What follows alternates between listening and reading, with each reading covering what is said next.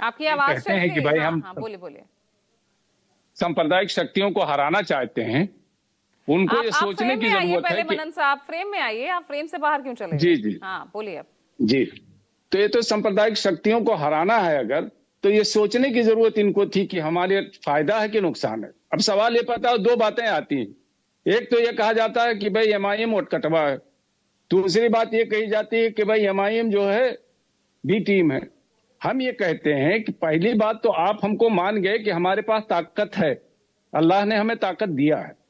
अब उस ताकत को आप हमसे अपने से अलग कर देना चाहते हो या अपने साथ जोड़ना चाहते हो?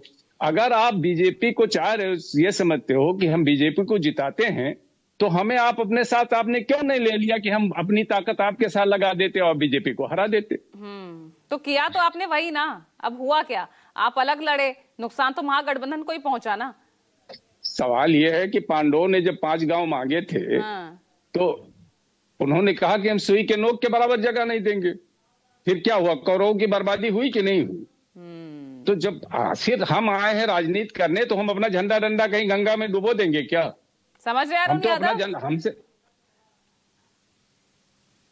देखिए, ये लोगों का जो मोटो था, ये लोग भारतीय जनता पार्टी के बी टीम के रूप में अरे काम कर आपके रहे साथ हैं। आना चाह रहे ये थे, 6 अपने सीटें ही तो मांग रहे थे भाई। नहीं नहीं ये नहीं नहीं बिल्कुल सीट का सवाल नहीं, मतलब इनका नीति सिद्धांत ही अलग था, तो फिर समझौता का सवाल कहाँ उठता है?